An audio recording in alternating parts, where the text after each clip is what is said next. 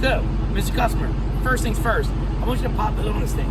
Now look, if you see the hood release is right there, you see where it is? Yeah. All right, see, it's clearly marked, easily accessible. All right, so come on by, I want you to check it out. Now the hood latch is going to be in the middle of the car, right there. You want to make them absolutely. Yes. Okay, so first thing you notice, it's got two hydraulic hood latches. That's going to do, makes it easy to remember to hook it. There's two of them, so you don't have to worry about it going out. Okay. Now the first thing you're going to notice is how clean, clearly marked, easily accessible everything is. All of your fluids are clearly marked. The oil, check valve is really easy to spot. Everything's clearly marked, easily accessible. You got a 5.7 liter dual overhead cam Hemi V8. You know what that means, right? It's bad, okay? It's a 392 V8, roughly 500 horsepower. I have to get the exact numbers on that, but it's extremely powerful. It's got variable valve timing with intelligence, an electronically controlled transmission with intelligence. But what does that mean? Okay, so variable valve timing with intelligence, what that means is the more you drive, the more it's going to drive the way you like it to drive. If you're like me, you put your foot to the floor, it's going to hold the transmission in gear a little bit longer and shift a little harder. It will open up the valves to dump a little bit more gas and air into the mixture to give you a little bit better performance. If you're conservative, it's going to work for optimal fuel efficiency. Now, say you're conservative, okay, and you drive like a mama, but you're in a situation where you need an emergency to hammer it, okay? Put your foot down, the car's going to know that you need something different, and it's going to open it up automatically anyway. But over about 3,000 to 3,500 miles, the car's going to adapt to the way you like to drive. So after 4,000 miles, it's going to feel like a totally different car than it does today. And if your wife drives it occasionally, you're not going to completely reset the whole car every time you drive it. One thing you'll notice in the back there, you see all this back here? That's asphalt epoxy resin material. It does two things. It's a sound damper, so the noise, vibration, and harshness from the inside of the car is extremely good. Very quiet, keeps the heat from the engine out of the car, and it basically makes the driving experience a lot better. Asphalt epoxy resin material is literally made from recycled asphalt. One of the best sound dampers known to man. It's extremely lightweight, but it's extremely effective. So you don't have a whole lot of weight taken up by sound dampening, and you still get the benefits. Okay? Now, of course, you see all these little ripples right here. You know what those are? Crumple zones. Okay, absolutely. You know what crumple zones are, right? They crumple the car, basically acts like an accordion to keep the actual metal from the car coming into the cabin with you. Now, something you may not know is in the frame, there's what's called tailored blanks. And tailored blanks means the beginning of the frame and the subframe is actually made out of a softer, less dense metal. And it gets progressively denser as the vehicle goes back towards the cabin. Now, what that does is that actually, in the impact, it actually absorbs some of the force that's being pushed into the car, okay?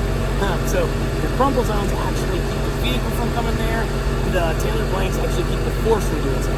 It also has the motor mounted on a fluid-filled motor mount that's mounted to the subframe. So that does two things. Noise, vibration, and harshness. The only roar and feel from the engine is what the car is designed to make it good. Yeah, okay. But it also keeps it quiet, keeps the abrasiveness low, won't feel every bump in the road. But in the event of an impact, a fluid-filled motor mount dumps that fluid.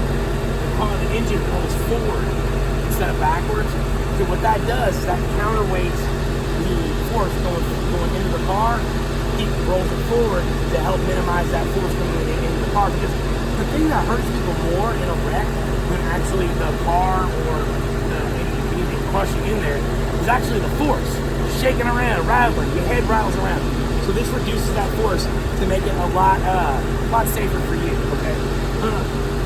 Radiator is made out of aluminum and plastic. Why is that? It doesn't corrode. Aluminum doesn't rust, neither does plastic. So you have less chance of the old school rusted out radiators causing the car to overheat. Lexan plexiglass headlamp covers. Okay, those are shatterproof. You hit them with a ball peen hammer, it won't break. They actually make the Lexan in Huntsville, Alabama.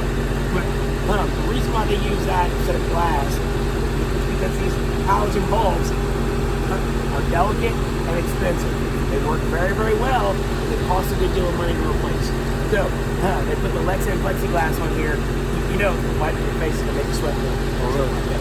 Anyway, Lexan plexiglass headlamp covers help minimize any sort of damage that can happen to those. It also, the high intensity display bulbs, they are extremely bright. They help you see further and longer, but they also are focused and tailored so they don't blind you on the other side of the road. You also have 5 mile an hour impact resistant bumpers in the front and the rear. Now, what those are for, those are not a safety feature. That's I got a little too close to hold the wall and touched it and didn't rip off the whole front of the car. Okay. This is another thing you'll notice. See this speed channel right here? What do you think that's for? Actually, it's on every vehicle. The frame on the hood is right there. Now, this has a lump in there to add for extra room for the engine, but that V channel right there is actually for pedestrian safety. If you hit a pedestrian, the center of the hood is a good way so as to not be like a solid surface. You accidentally hit a pedestrian. Notice again, it's got a huge air filter. It's easily replaceable. You got great windshields. They're actually retracted below the line of the hood. And why is that? Wind resistance. Also, everything sealed pretty well. That's also going to keep that noise, vibration, and harshness out of there. Go ahead and lower it. Check out how easy it is to lower. Alright, so inside right here. I wish I had the vehicle business card with you. Okay, so on the side right here, safety. You know, one of the most important things about vehicles these days is safety, right? And the amount, these are lighter weight. You see an accident today and the cars look way more jacked up than they used to, right? Well, but the people live, they get hurt less, okay? Those crumple zones, like I told you, they look ugly, but they really work. Another thing is tubular side impact beams, okay? You got a tubular side impact beam right here, one at the top of the door, and then a reinforced steel lip all the way across the top of the car. Now, most vehicles put V-shaped flat piece of metal in it. It's not tubular. It's heavy and it doesn't work very well. Press that. Pins right on it, right? Now you take that same piece of metal and you roll it. Not as good at rolling these things as I used to be, actually. I used to be pretty good adept at rolling pieces of paper, but my old age. Significantly firmer, right? You can actually use significantly less metal, so it's lighter, it's better gas mileage, uses less material, so it's actually better on the environment, but it's 10 times stronger. So you basically have the roll cage of a race car on your car. Super, super safe. You can actually flip this car upside down, stack 3 of them on top of it, and not lose the integrity of the roof line. Pretty neat. Okay, so back seat. You'll notice everything back here is extremely large. You'll notice one thing down here, you go look at the seats, they're mounted on the center hub instead of mounted directly to the floor on the inside. What that does, it gives you about an extra 2 inches of foot space, which makes all the difference in the world between being crowded and not. You also have a center console in the back right here. So if you got your kids riding in the car, you can put a divider, they won't touch. Mommy's touching me, he's touching me. No, it's not. Keep your hands to yourself. You'll notice you have air conditioning vents back there. For this particular vehicle, you have heated seats in the rear. Pretty awesome feature. It's very rare with heated seats in the rear. Now, why you have heated seats in Louisiana, I'll never know. Why they make those standard in a lot of cars, but don't make the air conditioned seats, beyond me, okay? You also have speakers in the doors back here, child safety locks on both rear doors. You're familiar with those, right? You know why they're necessary. It's pretty simple. It's got like a little power twist lock right here. You can also use the power controls in the front as well. You can do it from the front door. All right, next step. Go ahead, Bob. Come back here. So you missed that. Okay. Right there. See the little button? Yeah. Bam! Okay. As long as the car's on? I don't do that as long as you have the key. Okay, now if you look back here, everything in here is fully lined. Now, why is it fully lined? Not just because it looks sexy. It's also fully lined because what is a trunk? A trunk is basically a big speaker box, a big amplifier. It's a big open space of steel. Any piece of rock that hits underneath the bottom of the car would vibrate, ping, bang, make a lot of noise. Those old cars from the 70s, probably 60% of the road noise you heard was from stuff bouncing around in the back of the trunk, because they didn't really put lining on the inside of them back there. They'd have that little carpet that would lay on there that was kind of plastic or whatever. Well, they fully line them. Then you'll see more of that asphalt epoxy resin material down in here. Your batteries in the trunk. Now, why is the battery in the back? You'll see that on a lot of European vehicles and a lot of performance model vehicles. Why is that?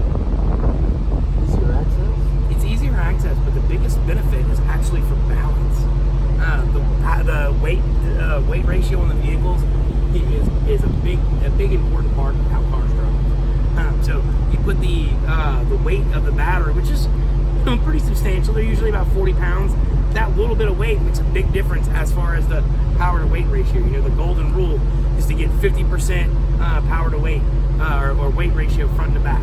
You want to have that center point dead in the middle of the car. Okay. Well, in this case, you know, they put the battery back here to give you a little bit more power. Now, or more balance. If you'll notice, there's no spare tire back here. Why is that? Well, this particular vehicle has run flats, but a lot of the vehicles these days do not have spare tires. The reason they do is, again, for that weight. In California, the weight ratio and the emissions requirements are so stringent that the 40 to 50 pounds of weight for a spare tire and all the accessories to it makes a big enough difference that they just do away with them. They put basically it's like industrial grade fix-a-flat with an air compressor in there. Okay. Another thing that you'll notice, how high this thing goes straight up. But why is that? For easier access. Easier access, but you also don't hit your head on it. You can stick the grandfather clock in there, go straight up and straight down. You'll notice also those seats fold down 60-40. You actually, from the inside of the car, you actually pull the seats. They go 60-40 down there. You also have tie downs in the back here. You can actually also hang, you know, grocery bags. That's what my wife likes to do with hers. You got all your cans of groceries, bags of cans and corn and stuff. Hang them from there. You don't have to worry about everything sliding around. Put cans on one side, eggs on the other. Bam, bam. You don't have to worry about broken eggs and cans and stuff everywhere. You notice also you have a glow-in-the-dark trunk release. What's that for? In case anyone gets locked in the trunk. In case any kid gets in there and like goofing off, or in case you haven't paid your bookie and you haven't paid your bookie and he puts you in the trunk, you can just remember tuck and roll, cover the head. Okay. Come on up to the front. Gas tank, real easy. You got the trunk release in here. If it's like on both of your, just press the button right there. Okay, go ahead. Come on, hop in. Now, I normally like to drive the car off the lot first, but I'm gonna put you in. I like to put them on the passenger side and do it like that. Or you would just pull Come on, hop on the passenger side. Go ahead and hop on the passenger side, Wes. Let me show you some stuff, okay?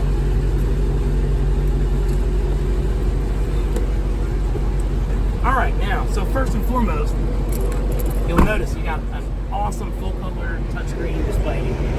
It's called the Infotainment Center, and it's got all kinds of features. Chrysler's actually infotainment systems actually very good quality.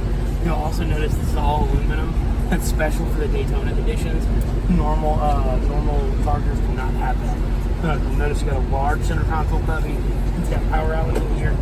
So aux inputs. You'll also notice you had some in the back seat as well. Those are USB chargers. You got your kids and all their devices and everything. Everybody can charge them up. Okay. Everyththing's pretty clearly marked. It's got park assist, lane assist. Through the lane departure warning, what that'll do is that will if you drift out